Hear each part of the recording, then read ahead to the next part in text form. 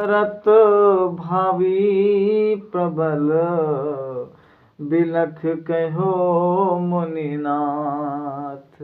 हानि लाभ जीवन मरण, जस अपजस बेधि हाथ। जय श्री राम, जय जय सीताराम।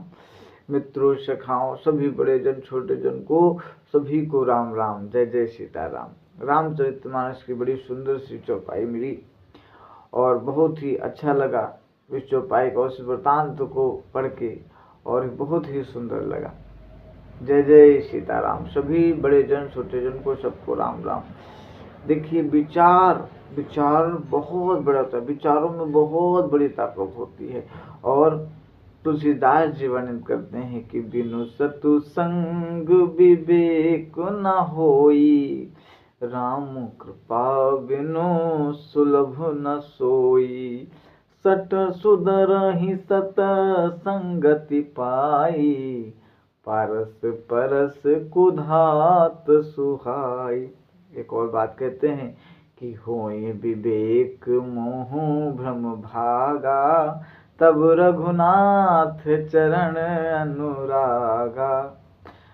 जब भगवान में सानिध्य भक्ति होती है, तब ईश्वर, ये जीव जो परमात्मा है, जो मनुष्य है, ये चराचर जगत का जीव है, ये ईश्वर की तरफ भागता है। ऐसा नहीं कि ये मनुष्य ही भागता है, हर एक जीव, जो भी चराचर जगत में जीव है, वो सब ईश्वर को ही भजता है।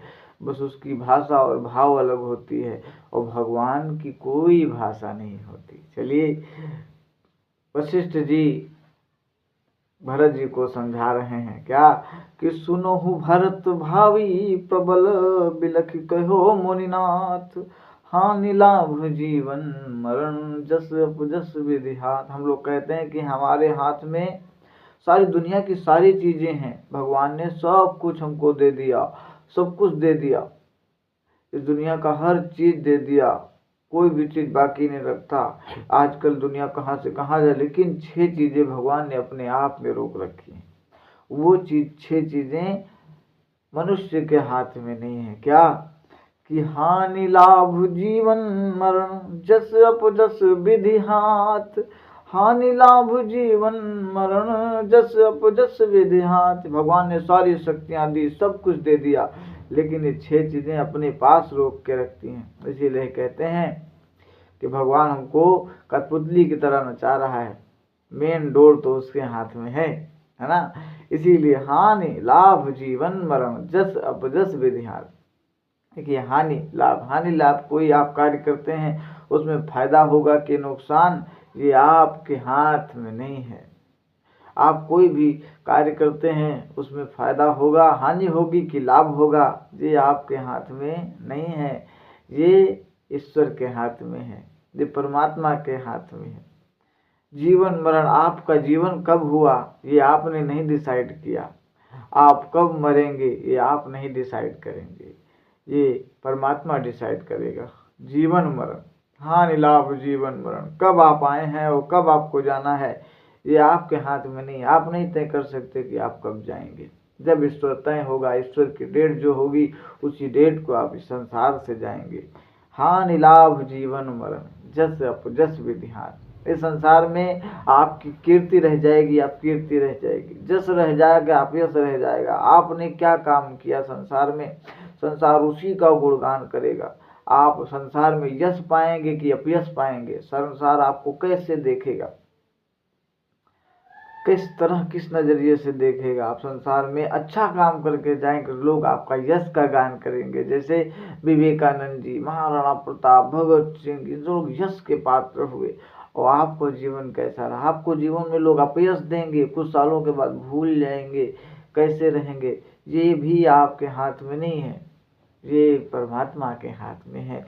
यही बात वशिष्ठ जी समझा रहे हैं कि सुनहु भरत भावी प्रबल, बिलख कहो मुनिनाथ। हानि लाभ जीवन मरण, जस अपजस विधि हाथ।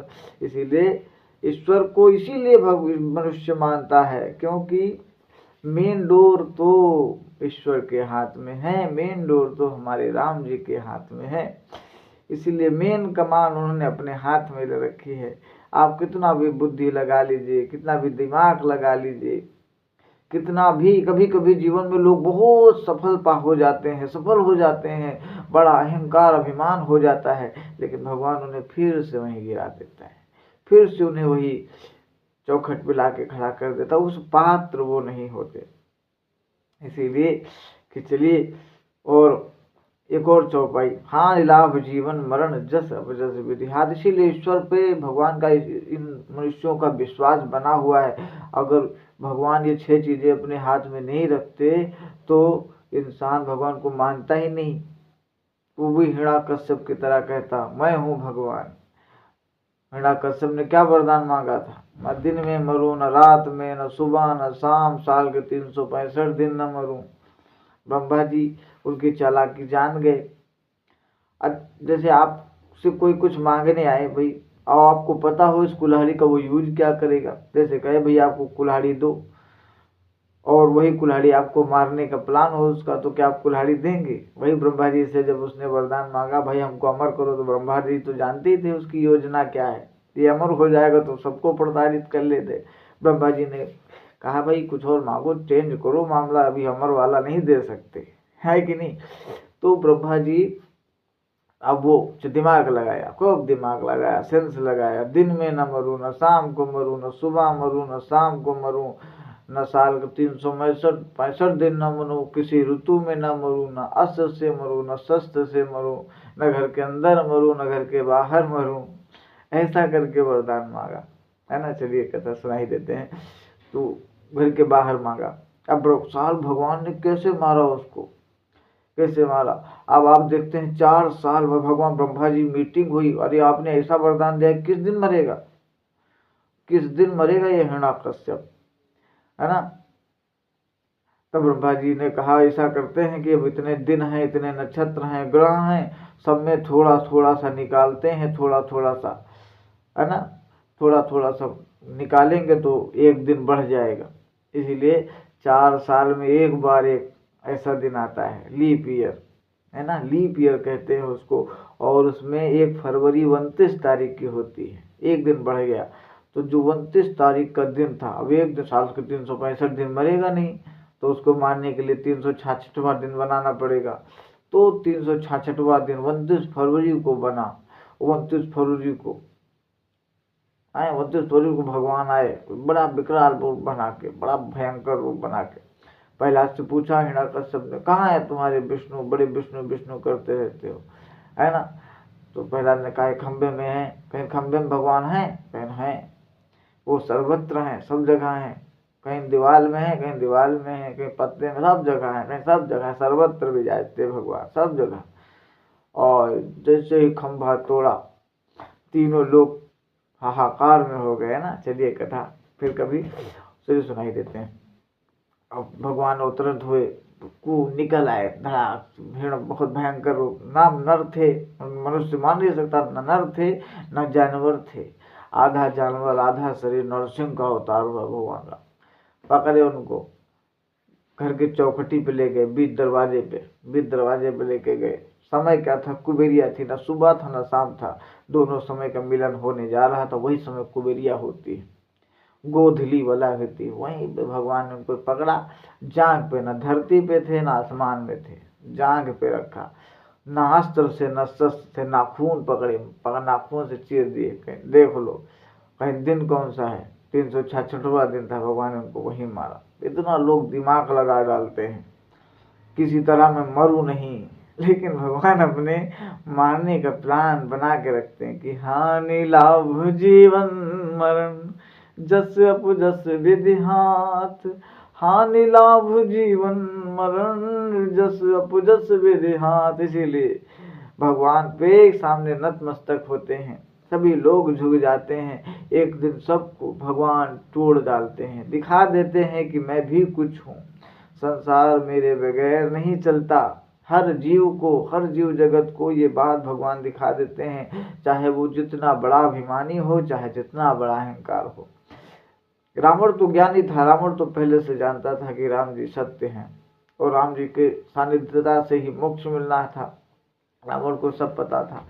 लेकिन अन्य जो राक्षस थे वो अपने स्वाभिमान, भगवान ने उनको दिखाया, अंत में वो भगवान की गति को प्राप्त हुई। इसीलिए भगवान पर विश्वास रखिए। आप जो भी संसार में कार्य करते हैं ठीक है, अच्छा है, आप अच्छी अच्छी ऊंचाइयां पाते हैं, अच्छे अच्छे पद पाते हैं, लेकिन उस पद प्रतिष्ठा के पीछे कहीं न कहीं किसी न किसी रूप में ईश्वर का जरूर हाथ है, और ईश्वर कहीं न कहीं तुम पर कृपा करता है, तभी आपको वो सफलता, वो ऊंचाइयां, वो हर वो चीज मिलती है।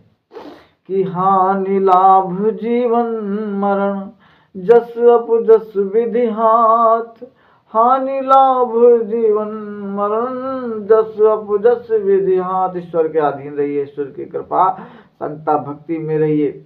अपने जीवन का, अपने जीवन की कुछ अंश का कमाई का, अपने जीवन की प्रताड़ना से ईश्वर के लिए कुछ न कुछ कर सकिए तो जरूर करिए। कि ईश्वर हमारे लिए बहुत कुछ करता है, बस वो दिखाई नहीं देता, उसकी लीला, उसकी कृपा दिखाई नहीं देती। ईश्वर सदैव हमारे साथ, हमारे सर्वज्ञ रहता है। हम उसकी छाया, उसका कृपा, उसका आशीर्वाद, उसका सब कुछ हमारे साथ बना रहता है। चलिए, लंबा सत्संग हुआ, वशिष्ठ जी ने भरत जी को समझाया, इसी पे हमने सत्संग किया। सब लोग इस ज्ञान मार्जन को आगे बढ़ाएं, सब लोग अच्छे से, है ना, वीडियो को शेयर भी कर सकते हैं, मन हो तो, कोई ज़बरदस्ती नहीं है। अच्छा लगे तो बढ़िया एक लाइक कर सकते हैं, क्योंकि आपका लाइक हमें प्रेरणा देता है कि भाई आपको अच्छा लगा, हमारी बातें आपने लास्ट सुनी। और मन करे तो, अगर इच्छा मन में हो तो प्यारा सा जय श्री राम जरूर लिख दीजिए। क्या बात है। हरे रामा रामा राम, सीता राम राम राम, जय श्री राम।